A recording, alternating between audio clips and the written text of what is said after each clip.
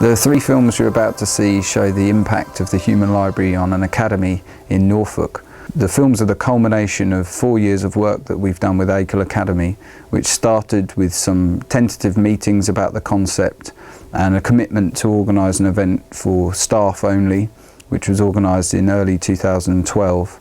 Then, following that event, the decision was taken to introduce the Human Library for the first time into a secondary school in the UK, and we were delighted to do that. The first event in 2013, and then again in 2014, and most recently 2015. The three films you'll see will show you the Human Library in action in a school. You'll then see students' reactions to the experience and explaining what it's like for them to be a reader. And finally, you'll see the impact that the Human Library has made in encouraging some of students to get involved in community events. And in particular, it's an event that we organised in Norwich in the Forum in January 2015. We felt it was really important to involve the students in all aspects of the project. So students from the Academy have been heavily involved in making this film. They've done the technical stuff, crewing, the filming itself, and also featuring in the film, as you'll see. And we wanted to make sure that was a key part of the project.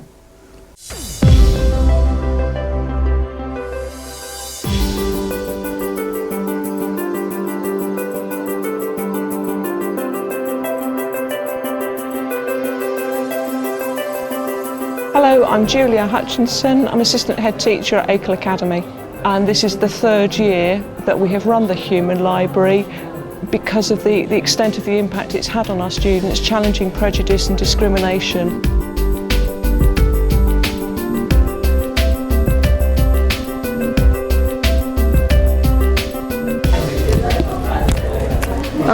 Hi girls, she's Georgina, I'm Sophia, and I'm going to read you now the rights of the books and the rights of the reader.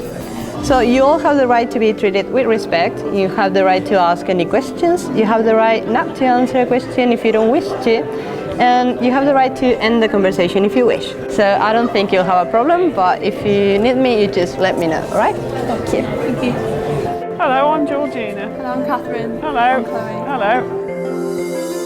Do you know what a humanist is? Vaguely, yeah.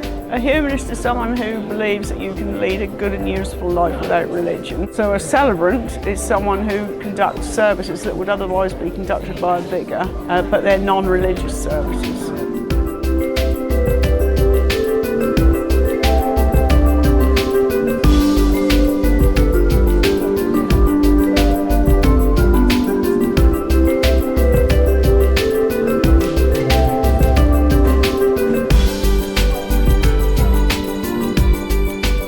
That's really interesting. So when did you first find out you had bipolar? I was 41, so it was quite unusual. That must have been quite a big shock to you. It was a very big shock.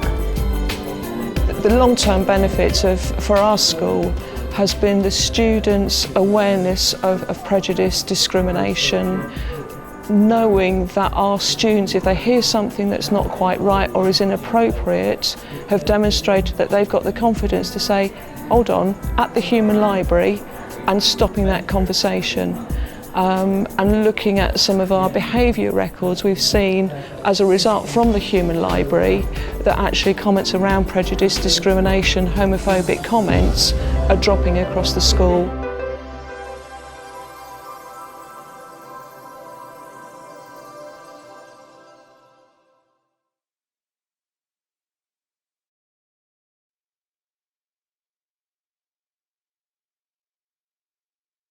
My name's Mia.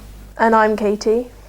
Well, we went together and we decided to go speak to the lesbian woman in the RAF. When you're in the Human Library, you find out more about the individual's personality rather than how their own experiences have affected them. My name is Will Oliver, and I thoroughly enjoyed the Human Library when it came to my school. I really did think it was an eye-opener. I was kind of unsure about the whole thing when I was walking into it, didn't really know what to expect. My name is Tabitha. My name is Rose. Before the Human Library, we had the assembly, and the assembly made me quite nervous about the experience, and I wasn't really going to sign up. But in the end I did, and I'm really glad I did because it was really fun. My name's Luke Moore, and my Human Library experience was very good. I enjoyed it and I learnt a lot from it. I'm Charlie Nichols, and I talked to the person who had bipolar and psychosis, which was very interesting because going into it I barely even knew that they existed. I knew nothing about it and I had no idea what to expect, and I found it very interesting finding out how you'd live with that and what the symptoms are. The first book I chose was The Psychotic Sufferer, and she'd had psychosis for a while.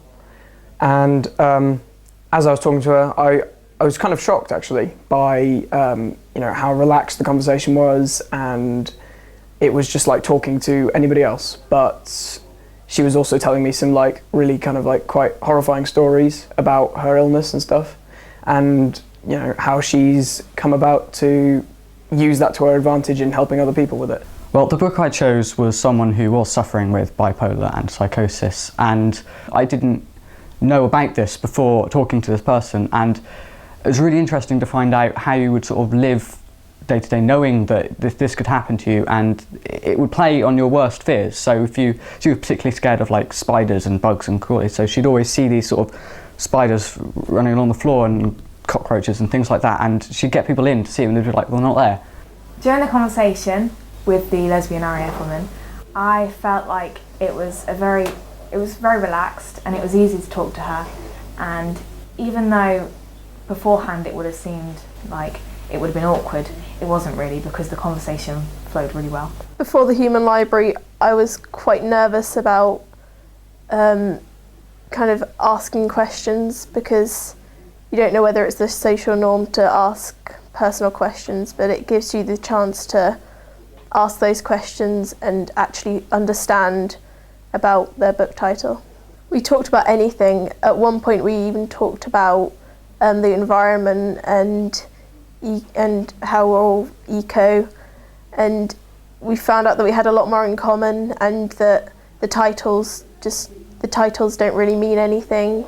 The second book I chose was a man who'd had a transplant when he was a baby, so he couldn't actually remember much about it, so we ended up just having a fairly casual, friendly conversation about his work and what he does for a living, and my aspirations, and we were both just talking to each other just as relaxed as you would talk to anybody else. And yeah, he was a really nice guy. Before the experience, obviously I wasn't totally sure what it was going to be like, but I was quite nervous. I was quite apprehensive. I wasn't totally sure what to expect, and I expected it to be quite uncomfortable. But obviously, once you're sat down with somebody, it's not uncomfortable at all, and it's just like having a conversation with one of your friends. I spoke to a woman with bipolar who again was really interesting, and I thought it was going to be quite awkward between the conversation, but it was actually really it was just having a conversation with your friend, and in the end we weren't even talking about her experience with bipolar, we were talking about her life story and what she did as a child and now what she's doing now.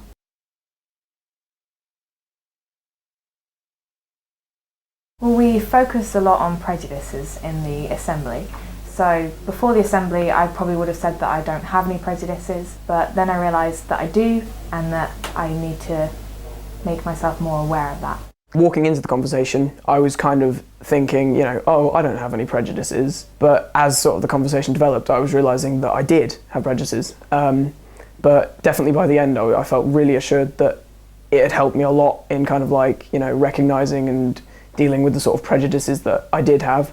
So my experience of the Human Library was a really positive one. I wasn't totally expecting what I got out of it, as I didn't realise actually what an impact it would make for me. It made it more clear for me that times have changed a lot. So the woman mentioned a lot about how she would have been treated badly in the RAF, but she kept saying how she thinks it's changed a lot now. So I've learned that time changes things.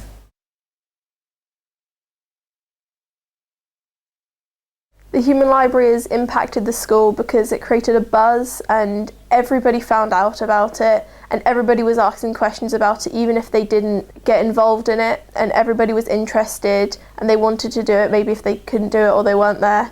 And it's made people think a bit more about their prejudices and how they phrase things when they're talking about a certain topic. Yes. Yes. Yes, I would. Yes. Yes.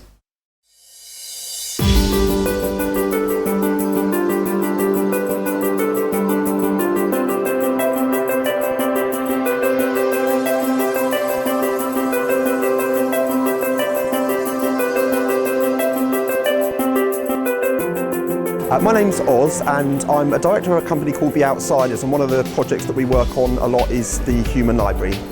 I first got involved in the Human Library in 2008, and that was running an event here at the Forum in Norwich, and I've probably gone on to be involved in about 70 or 80 events since then. My name's Nick Little. I'm a Human Library organiser. I've been involved since 2008, since the very first event in Norwich. Oz had made a commitment to organise the first event, and he needed somebody to create a mechanism to issue people. We've worked together ever since. I do think that the Human Library has an important place in society because it breaks down all the misnomers and prejudice that people have against various people that they'd see but they might not speak to. The Human Library is a method for challenging prejudice and assumptions. So it usually takes the form of a public event where people can borrow human books. Human books are people who have experience of prejudice and of misunderstanding, and they'll take whatever the issue that they've experienced prejudice for as a title. People can then borrow them and have the right to ask all kinds of questions that might change their perception of that particular issue or group of people that the human book represents. It started in the year 2000 in Denmark, and it's been active in about 80 countries around the world, and Norfolk is one of the most active areas of the whole world. Well, it breaks down the barriers and it encourages people to have those conversations, and not only being a book but also being a reader of other people who I know are a book.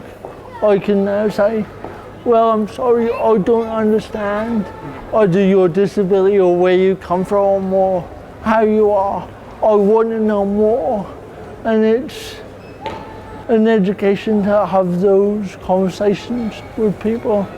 Certainly here in Norfolk and in the UK, my colleague Nick and I think that the future of the Human Library really lies with doing them more in schools. We think that young people getting to having an early opportunity to challenge their own prejudice and assumptions is exactly where we think it belongs. Well, we want to get young people involved because from our experience, young people have a lot of enthusiasm for the methodology. They really seem to understand what we're trying to do, but also to engage with it in a way that perhaps older people don't. They seem to get stuck in, basically.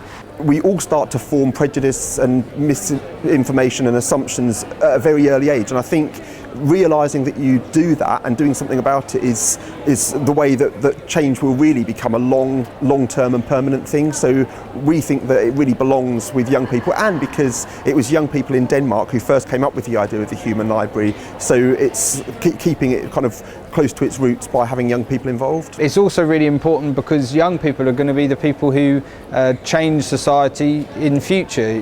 Young people are going to be the managers and the politicians and the teachers and doctors and all of those people in the future. And so if we can give young people the opportunity to have these conversations with people from different backgrounds at an earlier age, then hopefully when you go on to college or to your jobs, then you'll remember that experience and it will help you out. It's made me more accepting of people, but it's also made me more aware of the prejudices that I have and how they can affect my behaviour, I suppose, particularly political ones. In every society there's diversity, and real diversity is incredibly deep. It's not just about what you can see. It's also about many things that are often missed, and you only find those things out sometimes by having a conversation.